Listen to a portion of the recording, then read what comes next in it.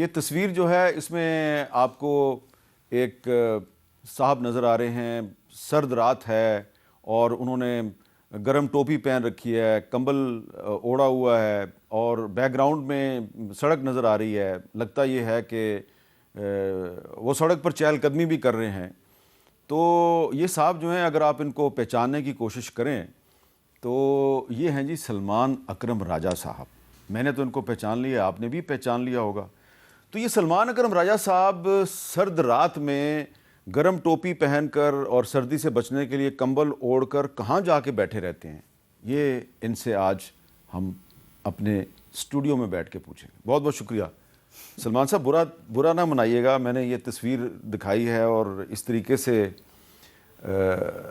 ناظرین جو ہیں ان کی توجہ جو ہے وہ حاصل کرنے کی کوشش کی ہے، کیونکہ آپ ایک پاکستان تحریک انصاف کے سیکرٹری جنرل بھی ہیں، لیکن میں آپ کو ایک وکیل کی حیثیت سے جانتا ہوں. ایک بہت بڑے وکیل ہیں آپ. Asghar Khan case, Panama case اور پھر بہت سے کیس. تو یہ کہاں پہ آپ یہ سرد رات میں، اندھیری رات میں سڑک پر کہاں بیٹھے ہوئے ہیں آپ؟ یہ دیکھیں یہ اڈیالہ کے باہر ہے، اڈیالہ جیل کے باہر. ایسا ہی ہے. اور آپ جانتے ہیں کہ ہم وہاں جاتے ہیں، وکلاء کو نہیں ملنے دیا جاتا، بہنوں کو نہیں ملنے دیا جاتا، بشریٰ بی بی کی بیٹیوں کو نہیں ملنے دیا جاتا. پھر ہم وہاں بیٹھے رہتے ہیں. ہم کوشش کرتے ہیں کہ اس ریاست کا اگر کوئی ضمیر بچا ہے تو اس کو جھنجھوڑیں، عوام کے سامنے اپنا مقدمہ رکھتے ہیں.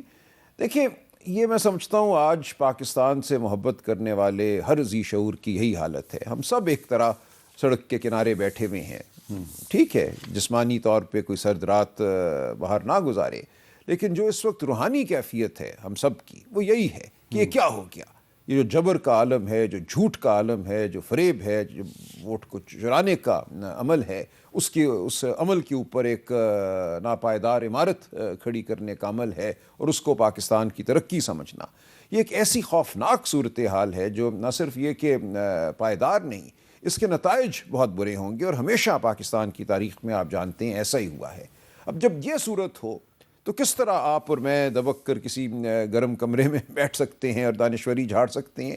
ٹھیک ہے ہم نے کچھ کتابیں پڑھی ہوں گی، میں نے کچھ قانون پڑھا ہوگا، کچھ فلسفہ اور شاعری پڑھی ہوگی، لیکن ان سب کا کیا مقصد، کیا مطلب؟ وہ ٹافیاں ہیں جو ہم نے کھائیں تمام عمر. اگر ہم اپنے نظریات کے لیے کھڑے نہیں ہو سکتے، اپنے آپ کو پیش نہیں کر سکتے، ہم اپنی آواز بلند نہیں کر سکتے، اور آپ کرتے ہیں، آپ زمینی ناخداؤں سے مشکل سوالات کرتے ہیں جن کے ان سے جواب نہیں بنتے، تو ہم نے ہر ایک نے کہیں نہ کہیں جابر کی آنکھوں میں آنکھیں ڈال کے دیکھنا ہے، اپنے آپ کو پیش کرنا ہے. لیکن آج ایک مشکل سوال آپ سے، یہ حقیقت اپنی جگہ پہ کہ آپ اس وقت بہت سخت حالات میں بھی ثابت قدمی کا مظاہرہ کر رہے ہیں، لیکن دوسری طرف اگر آج کے کچھ اخبارات میں شائع ہونے والی خبروں کو دیکھیں تو وہ خبریں یہ کہہ رہی ہیں کہ سلمان اکرم راجہ نے پاکستان تحریک انصاف میں گروپنگ پیدا کر دی ہے، اور سلمان اکرم راجہ جو ہے وہ جو پارٹی کے چیئرمین ہیں گوہر خان صاحب، وہ ان کو انڈرمائن کرتے ہیں اور دونوں میں شدید اختلافات ہیں. یہ جھوٹ ہے. دیکھیں یہ کچھ آپ کے دوستوں کو ایجنڈا یہ دیا گیا ہے، ٹاسک یہ دیا گیا ہے کہ روز تحریک انصاف کے حوالے سے وہ کوئی خبر لگائیں اور یہ ظاہر کرنے کی کوشش کریں کہ تحریک انصاف میں بہت نفاق ہے اور بہت اختلاف ہے. یہ بالکل غلط باتیں ہیں. گفتگو ہوتی ہے، اختلاف رائے بھی ہو سکتا ہے. کل شام بھی گوہر صاحب، میں، اسد عمر، جنید اکبر صاحب اکٹھے بیٹھے، ہم نے آج جو پریس کانفرنس کرنی تھی اس حوالے سے ہم نے گفتگو کی. وہ تصویر بھی منظر عام پہ ہے. آج ابھی میں پریس کانفرنس سے اٹھ کے آ رہا ہوں جو چیئرمین گوہر صاحب کے ساتھ اور اسد کیسر صاحب کے ساتھ ہم نے کی. تو کوئی ایسا ایشو نہیں. اچھا ذرا سن لیں کہ گوہر صاحب نے پچھلے دنوں ایک سٹیٹمنٹ دیا تھا، اس سٹیٹمنٹ پہ پھر آپ کا ایک رد عمل آیا تھا، وہاں سے آپ کا تاثر پیدا ہوا. ذرا سنیں جی، دونوں سٹیٹمنٹ سنوا دیں. آج ملاقات کی جو بیک ہم مانگ رہے ہیں، دوسروں کے ساتھ ساتھ اس میں اپنوں کا بھی ہاتھ ہے. نہیں، یہ بالکل پارٹی کا موقف نہیں ہے. میں سمجھتا ہوں انہوں نے جلد بازی میں ایک بات کر دی. پارٹی کی سطح پہ ہم اس بات کی تردید کر چکے ہیں. بھیک کا لفظ بالکل غیر مناسب. چیئرمین ہے پارٹی کے، اور وہ تو کوئی پارٹی پوزیشن دیں گے. دیکھیں غلطی ہو جاتی ہے کسی سے، نہیں وہ پارٹی پوزیشن ہرگز نہیں ہے. نہ ہم کسی حوالے سے بھیک مانگ رہے ہیں. آپ کی بات ہوئی گوہر خان صاحب سے، آپ سے سنا انہوں نے شکوہ بھی کیا آپ سے؟ نہیں کوئی شکوہ نہیں کیا. انہوں نے کہا کہ وہ ایک لفظ ادا ہوا، اس کو ذرا سیاق و سباق سے ہٹ کے دیکھ لیا گیا، تو ان کو کوئی اس بارے میں تامل نہیں ہے کہ یہ پارٹی پالیسی وہ جو انہوں نے کہا کہ ملاقات نہ ہونے میں کچھ اپنوں کا بھی ہاتھ ہے.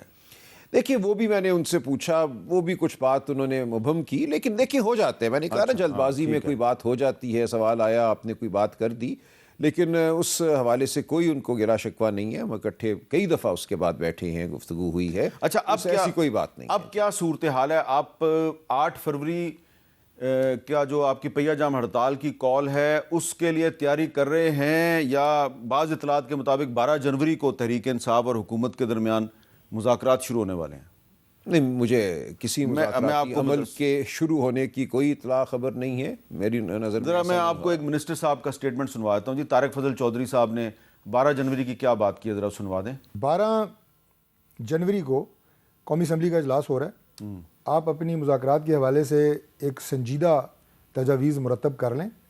اسپیکر قومی اسمبلی کے دفتر میں آپ کو دعوت دیتا ہوں کہ آئیں، محمود خان اچکزئی صاحب کو لے آئیں، ہماری بیٹھے گی ٹیم، رانا ثناء اللہ صاحب بیٹھیں گے، اور اس کے ساتھ ہمارے سینئر لوگ ہوں گے، احسن اقبال صاحب ہوں گے، ہمارے سینئر چند وزراء اور ہوں گے، میں خود انہیں کنڈکٹ کراؤں گا. جی سلمان صاحب. نہیں، ہماری طرف سے بالکل بات واضح ہے. اچکزئی صاحب نے، علامہ ناصر صاحب نے، جن کو خان صاحب نے اختیار دیا ہے، بڑی وضاحت سے کہا ہے کہ اس طرح بات نہیں ہوگی، تم ہمارے گھر پہ حملہ کرو، لوٹو اور پھر کو مذاکرات کرو، ہمیں ایجنڈا بتائیں کون سے موضوعات ہیں. اور خان صاحب کی عدم موجودگی میں یہ نہیں ہوگا کہ ان کو کال کوٹری میں ڈال دیں اور باقی لوگ گفت و شنید میں مصروف ہو جائیں، چائے پئیں، بسکٹ کھائیں، یہ نہیں ہوگا.